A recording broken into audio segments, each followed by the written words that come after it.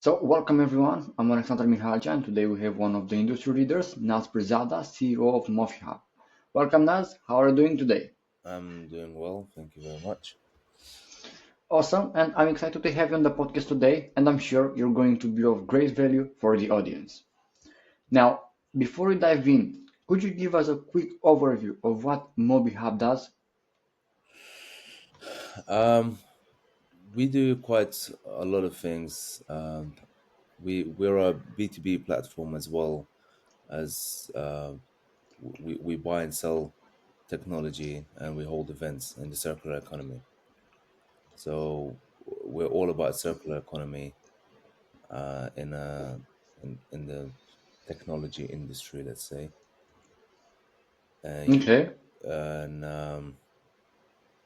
We started off by trading used devices, which led to opening a platform which there was a demand for. You know, there were not many platforms who were trading. There were not many platforms who actually knew the ins and outs of the industries. Many platforms that were around, they were not trading. They did not know the industry flaws, the problems that companies were facing.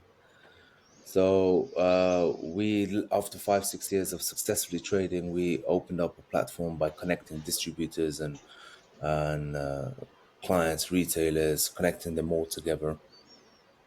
After we done that, we started partnering up with partners and other industry leaders, and we created events, and we done events. So we partnered up with one of our partners who was IPT.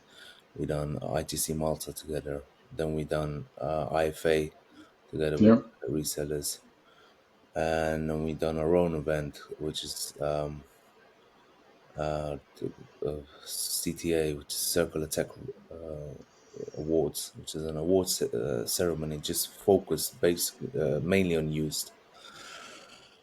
We also done many industry networking, late networking events.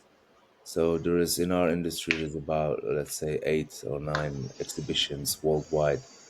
So I would make in every exhibition, traders they always want to connect with other traders, and I would always create like I would speak to a restaurant or I would speak to uh, Yeah.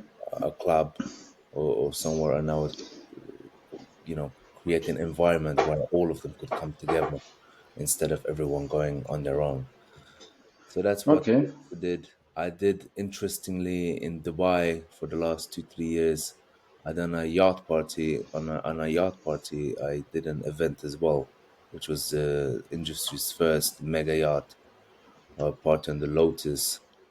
So we done all these crazy, funny type of events, with the goal being to connect traders together so they can do more business. Okay, I see, and that's fascinating. But for example, what inspired you to create Mohi Hub? Was there a specific moment or experience that sparked this journey? Well, MobiHub was I I was I started off when I was 18, 12, even younger. Like I was about 16 years old when I was working, and I actually was an MOT tester. I was fixing cars, and I sold my garage for. It was a family business. We sold it for about quite a lot of money, and we took the money and invested it and started into the phone business together with a cousin of mine, which after a year or two he went his own way and we came back, and that's when we kind of got into the phone industry a little bit. We went to the exhibitions and we saw there's demands, and I started traveling to China, and it was firstly just refurbished phones, and then I saw more demand in original used ones compared to refurbished, Yeah. because refurbished there's a lot of problems with them. And then it just one thing led to another. Then I started on my own and took things to my own hands, and I started trading and buying and selling and buying and selling. We obviously went through a lot of hiccups, but those hiccups are what makes you as a person and what makes a business as a business. So we our Moby Hub today is a hub with everything. The name stands for mobile, basically everything that a mobile company needs. A hub where everything a mobile company needs. So today we do events and trading and even financing and trade, retail and wholesale. That's what it started with, just trading itself, and it led to a platform, and in the platform we saw so many opportunities. Then it led to events, and it just became bigger and bigger. The reason we created a platform, because there was none. There was not. Hmm. It just didn't exist. The platforms that were around were all people who were of probably my dad's age, and they were very narrow-minded, and they were not really open to do business or open to helping people out. They were all about selling memberships, and they were all about monetizing their platform. Yeah. They were not there to actually help the business. They were not there to add value to the business. They were more about adding value to their own business. And I mean, that's not what we're about at all. Even the platforms, the platform we had, we were given free memberships. I was helping Hmm. a lot of people out for free, because when you help someone out, I believe you should not ask money for it. Otherwise, the help itself doesn't make sense. Yeah, exactly. It's not correct. So these platforms, all of them, when whether they would, if you would go to them and say, "Hey, can you help me with this? Can you give me a customer for this product?" They would ask you to sign up and ask for money. If you would ask them to anything, they would ask for money. And so we were a young team, we're a new team, we're young energy, and we successfully created it. We took over the market, and then one thing led just to the other, and then we made events.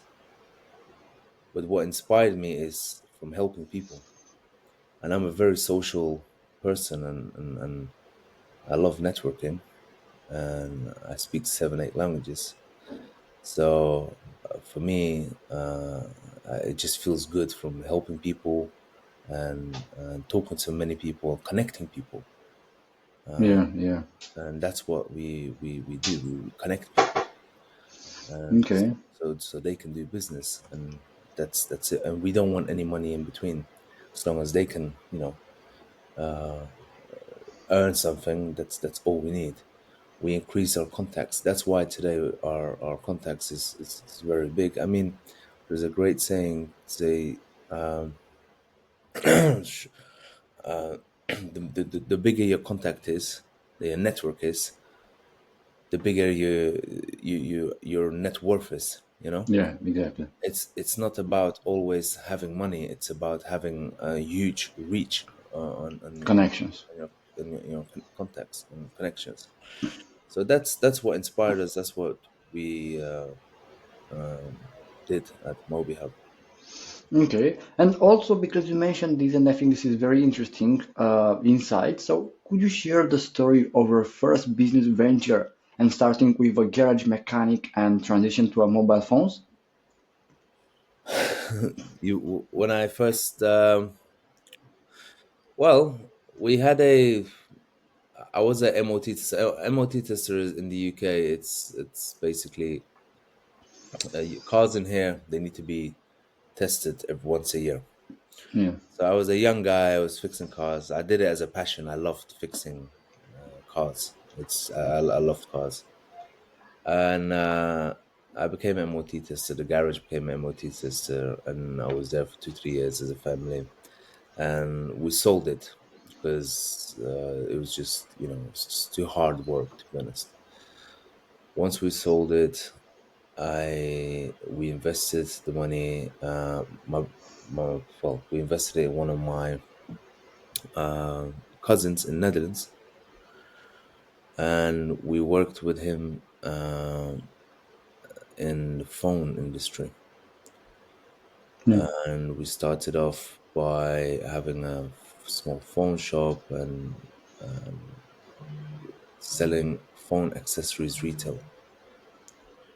And it just grew from phone accessories to batteries, from batteries to one thing another, and and then new ideas come up, and then we went to China together, and the business grew. Over 1 year, the business grew to mobile phones and iPads, and then we tried some original phones, and we went to a few exhibitions, and everything was going amazing up until money got bigger. Hmm. We made just a classical mistake. Everything we put on his name because we trusted him, Yeah. and that's just a classical mistake we made because well, it's just family, Uh, Right. Right. when the business became big, the bank offered a loan of 500,000, and he no longer needed us, so he said goodbye. And yeah, so I came back to the UK. I came back with nothing.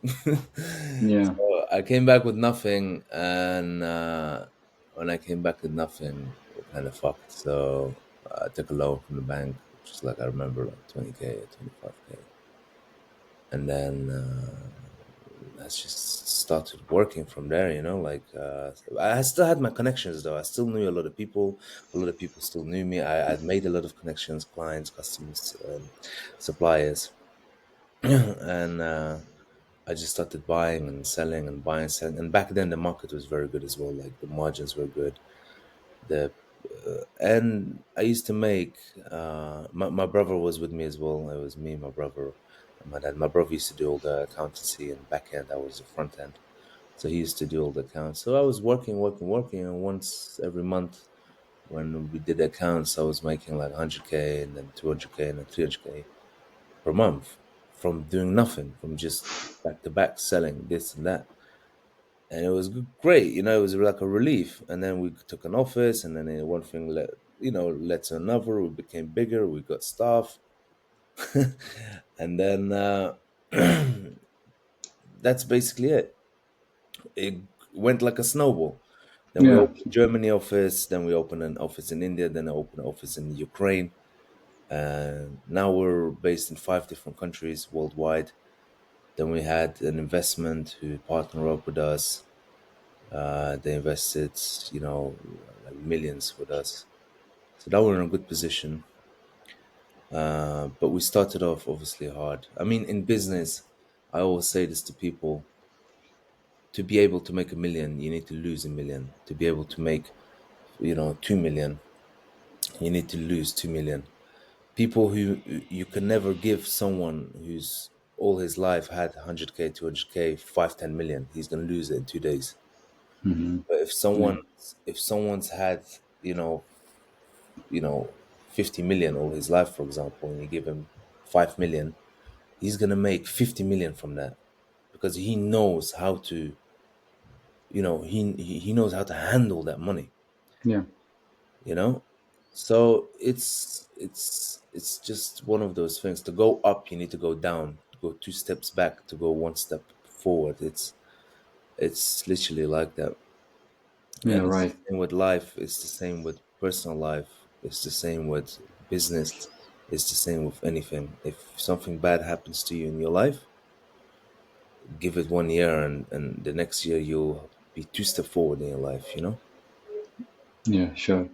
And for example, I have a curiosity by this. So, how did you overcome the initial setback of losing money and basically rebuild your business from that loan, from 25K loan?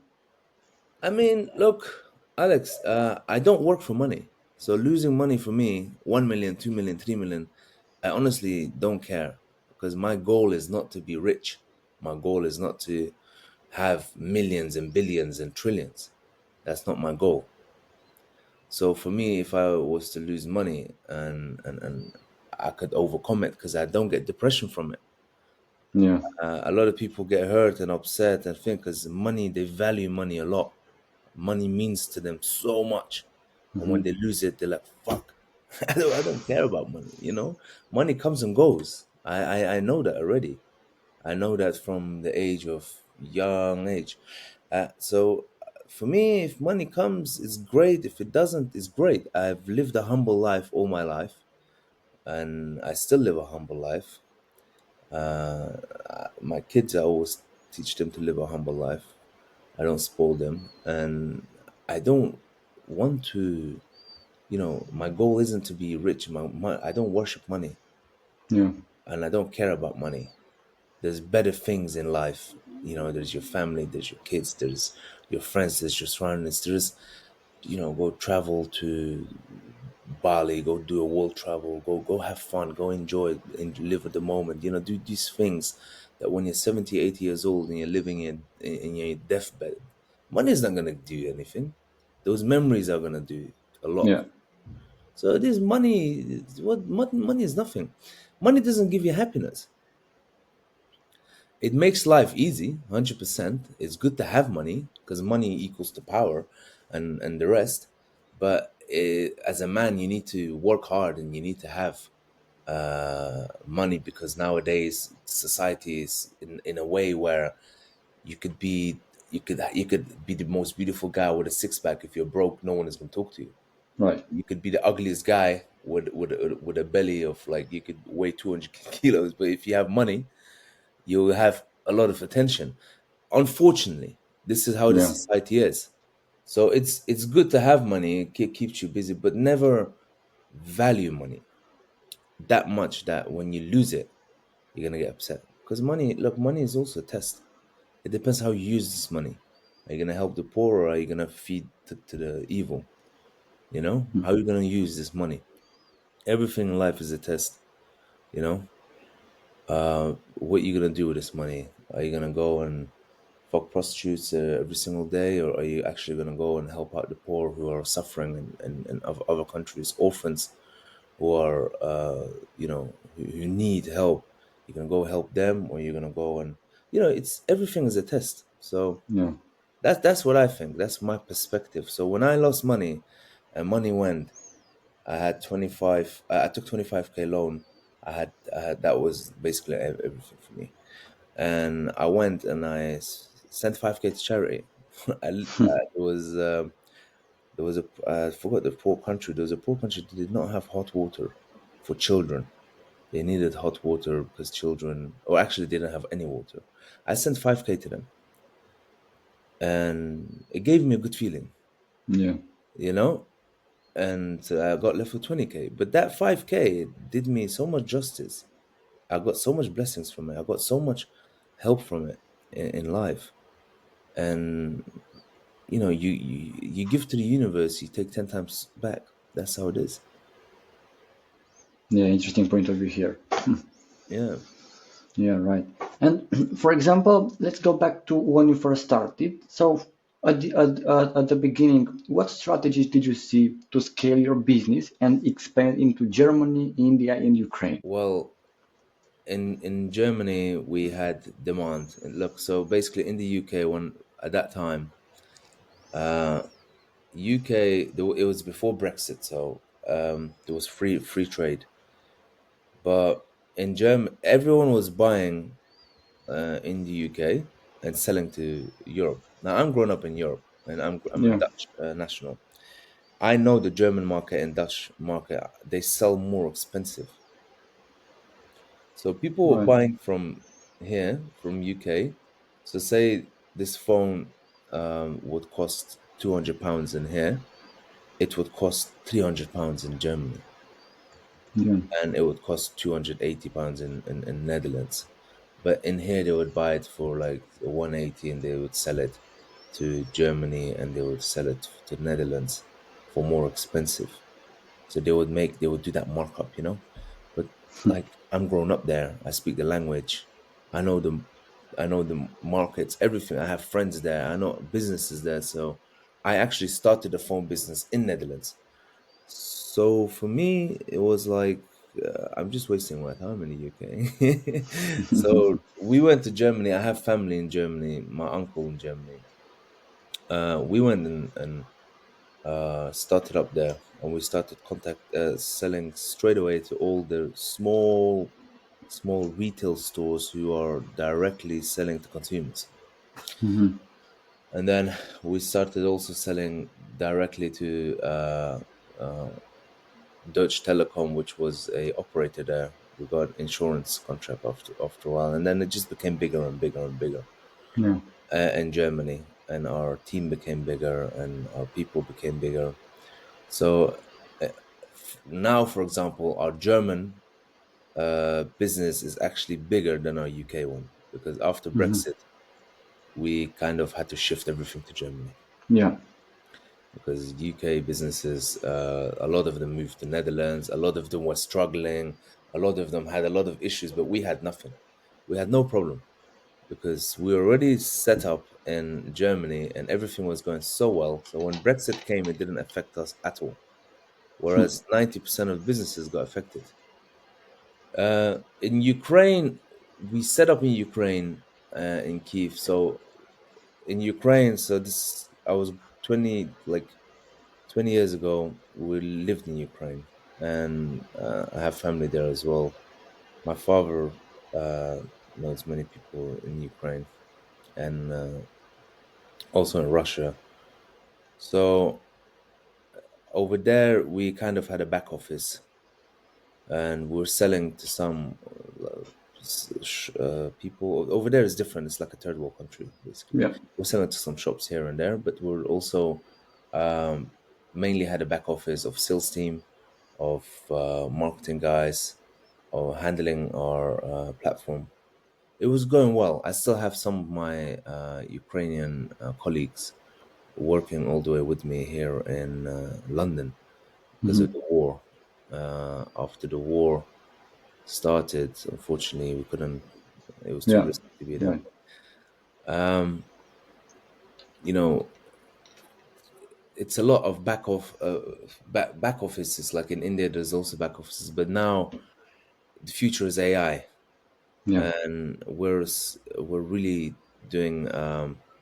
There's a lot of AI solutions I have implemented already, and there's a lot of new ones which I'm implementing.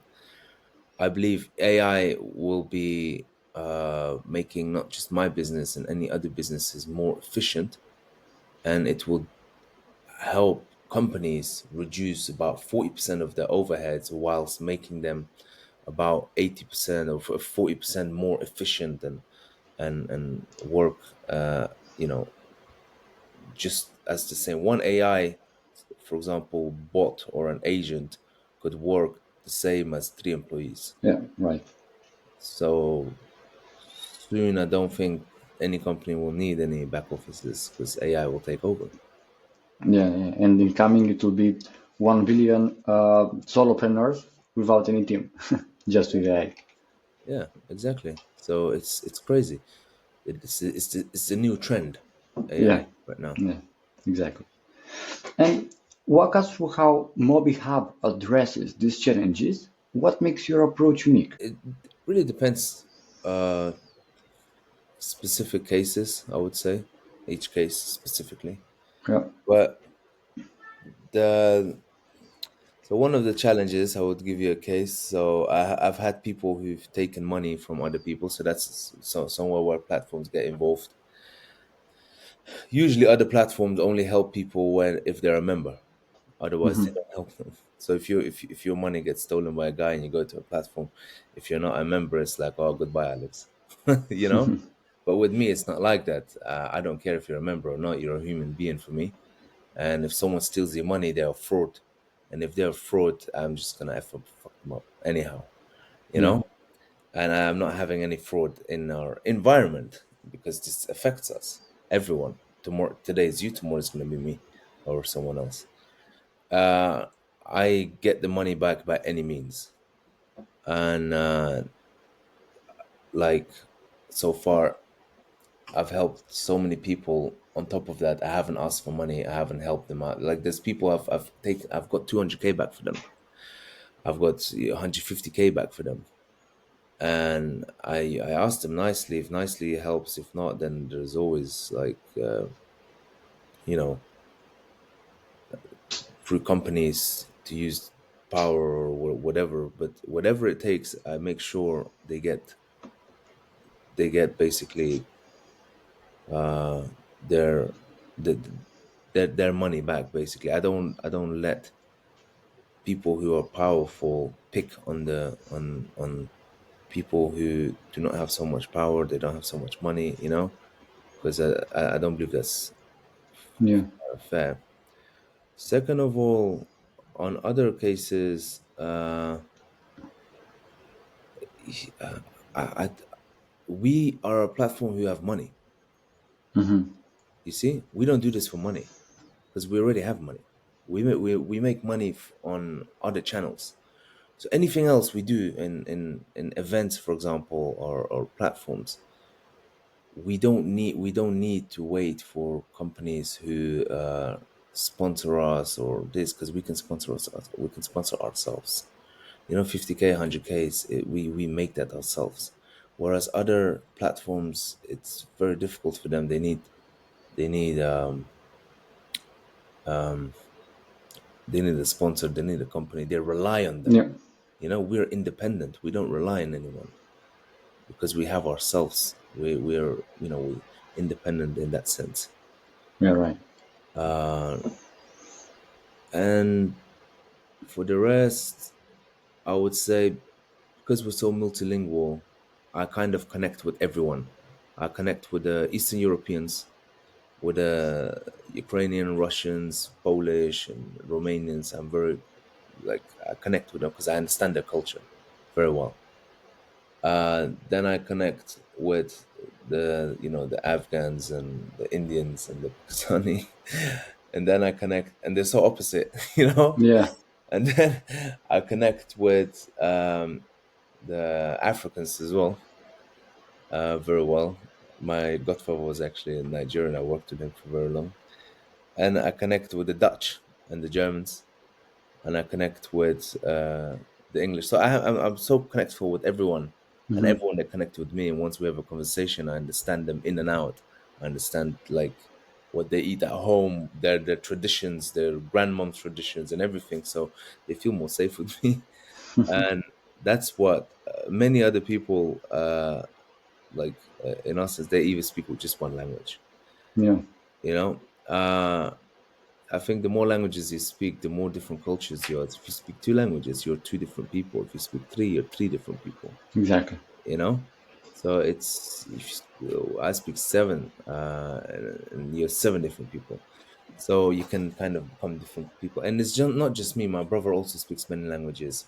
My dad speaks many languages too, and my dad speaks some of the languages I don't speak. I speak some of the languages he doesn't speak. So we kind of really, really connect well. And I have a team who speak many different languages. So in that sense, we are good. Yeah. Right. But for example, how did your experience as a buyer and seller inform your approach to building the platform? Okay, so when I was buying stock, in our industry, there's a lot of like you have to be careful. There's a lot of scammers. Yeah. And also when you sell, sometimes you come across people who scam you as well. They send you fake TT copies, they ask you to ship it, and then when you ship it, that the money never lands. Yeah. There is that stuff used to happen a lot to people that I knew from experience. And also when you purchase stock, a lot of people used to get scammed, and the touch would have never happened to me that I've been scammed so far. But what we created ways we vetted every single company that used to come in our platforms. We made sure that they were vetted. We made sure they had a verified tick. If not, we would tell people not to deal with them. Hmm.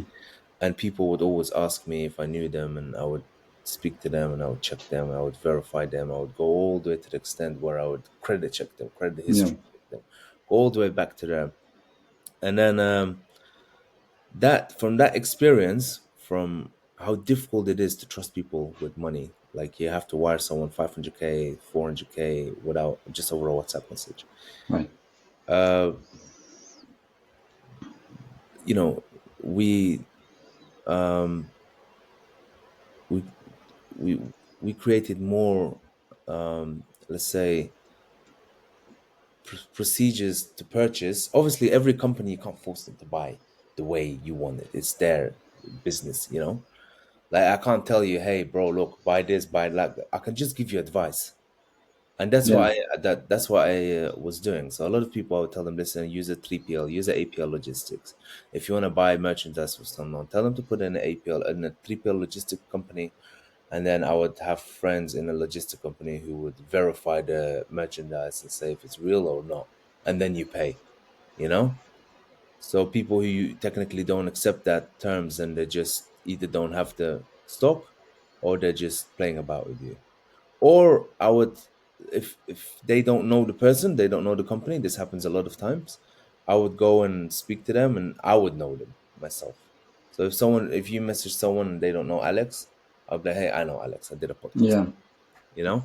And then if I speak to you and basically I don't know you, I would ask who you know in the industry, Hmm. and it would be like that. And then I'll ask through them references about you, um, two, three, four references about you. I would call up and I would see who the references are. Are they a good company, small company, legit company? And then I would see. And then there's also gut feeling, you know, if what I feel. If I feel you're legit, and if I feel you know, and then I would tell them my honest opinion. You know, yeah, you know what, I think he's good, but up to you, your risk, your own risk. At the end of the day, it's always their own risk because it's their own money. Exactly. And it's like I'm never going to advise someone and say, you know what, you should just go and pay, because I don't want them to, unless it's someone very close to me, like I have a cousin, I have a family, I have someone, I would say go and buy, you know. But other than that, I'm never gonna go and say, you know, you should go buy. I guarantee it. I guarantee nothing. It's your own business, Yeah, exactly. you know. Yeah. But for example, when you talk to potential clients, what's the biggest misconception they typically have about what you do? Oh, they don't know what I do. That's the problem, because I do so many things. So they always ask, "Hey, what is it you actually do?" And I just tell them, "I just party. That's it." They don't actually know what I do, because every single exhibition where we meet, I'm usually the party guy. I'm known as the party guy, basically, because I host a lot of parties.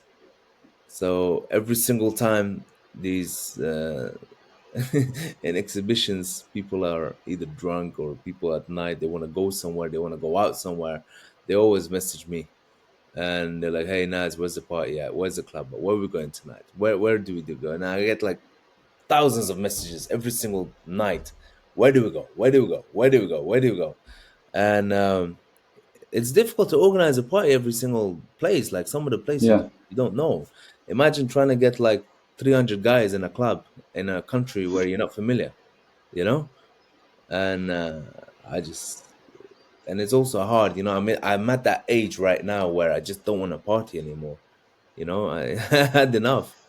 But yeah, that's what they know. They don't know exactly what I do. They don't know that we funded companies. They don't know that we trade, and they don't know that you know we sell and we buy and we do events. We host events. Um, they don't know about many of them. Some of them, like majority of them, do know. Majority of them don't know. Hmm. But yet we're still very good friends with everyone. I have friends like with people I'm 10 years, 15 years friends with them. We've never done business. Yeah. So yeah, Interesting, interesting one. And now, looking at the broader industry, what key trends are you seeing emerge? a broader industry, Yeah. like outside of my industry, Yeah. So the I, broader one. I would say AI. AI is the upcoming industry. I'm actually researching a lot into it right now. AI is going to be the next big thing because in my industry right now, not just my industry, actually, every single company, majority of the industries right now, they're a little bit, let's say, in the nice way, they're like uneducated businessmen, I call them, you know? They Okay. don't have CRM systems. They don't have like Monday.com systems. They don't have tools, automation tools. They don't know much about it and they don't have no knowledge about it. Because you have to understand, they're like 40, 50 year olds holding a business, CEOs, they're making millions, but like they don't fucking have time to go on a CRM and write down Alexander, you know? They write on pen and paper. So Yeah. if they get like, if they have someone that can give them AI automations towards the business, get like a revenue share, get like this, it will be the next big thing for the industry. Hopefully uh, within less than a year, I will probably be building this next an AI agency for the industry. So because the industry really needs it, and not just industry, this industry, like majority of other industry, you have accountancy firms who need a lot of help with balance sheets and data tasks and all the invoicing and majority of the little petty tasks, which Yeah. AI can do perfectly 24/7 with zero mistakes. That's the good thing, zero mistakes. Because human make error, AI doesn't. Yeah. So, and it can free up your time. Imagine you as a CEO, uh, you have an AI that can answer all your emails, do all your personal assistant work, and just free up your time for about 3, 4 hours. Or you have an AI. Look, I'm a sales guy.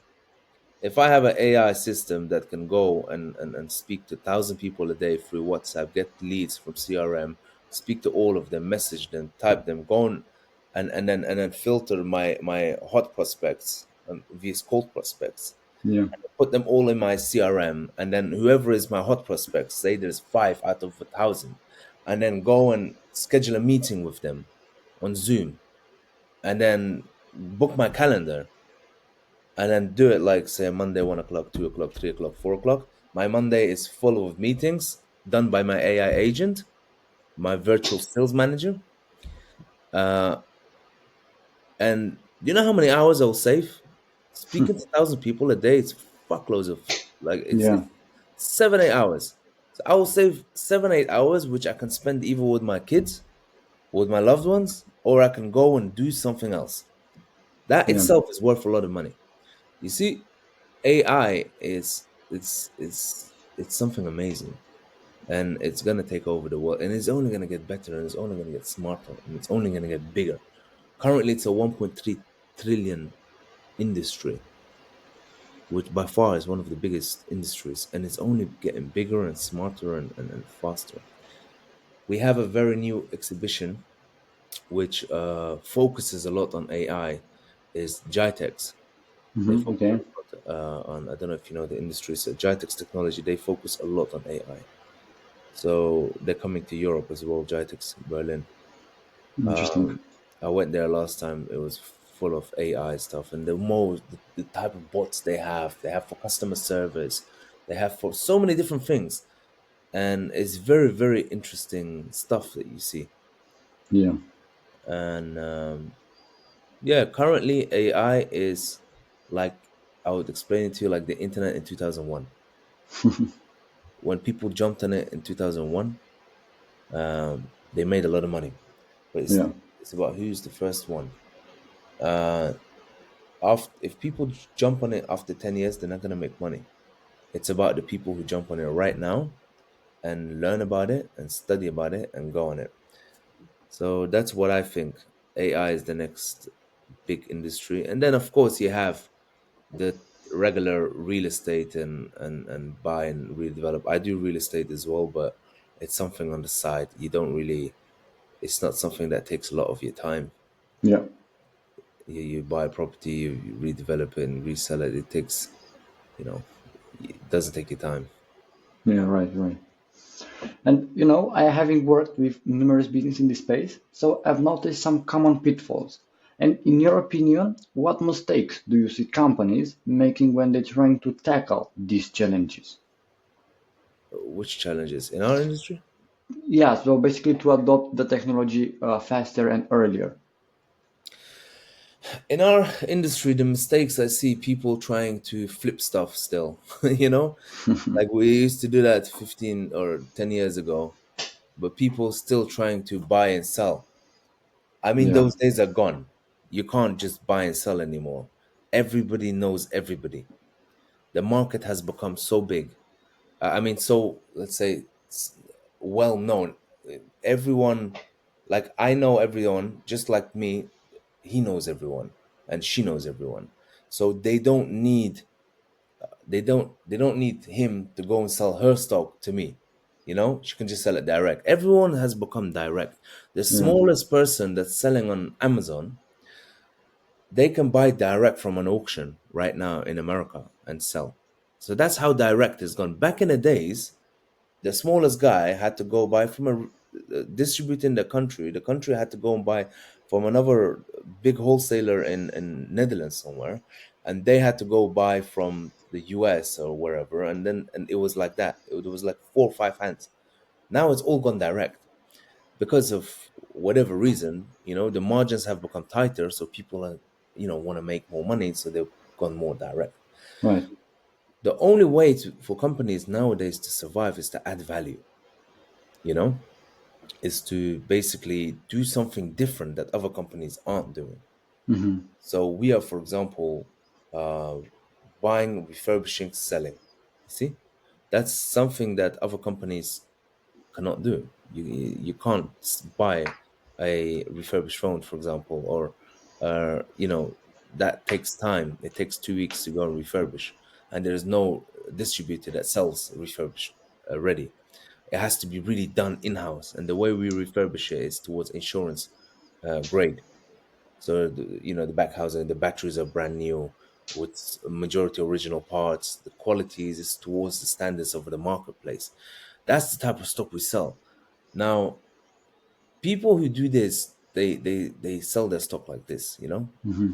But people who still try to compete and flip stock and flip, they're out the market. The Yeah, majority of them have gone out the market, but they sell slow. Their businesses are bad. They make small margins, and they complain that, oh, you know what, business is not good. Business is not good. But it's because they're adding no value. They're literally adding no value at all. yeah, right. They have to be different. They have to have a different approach, a completely different approach. Otherwise, they're not gonna.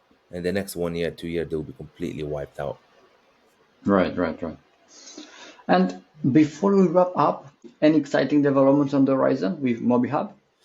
Yeah, we have a lot of exciting projects upcoming, which we're going to announce in our um, event on the 6th of September. We have a lot of upcoming new events. We're going to invest a lot in our events. We have a new partner, which we're going to invest. We're going to tackle new countries. I believe the typical the markets in our industry before it, whether if it was just Europe, it's kind of changed now. There's new markets which are uprising, and people just do not know about it, such as Yeah, Africa, such as we have Latin America.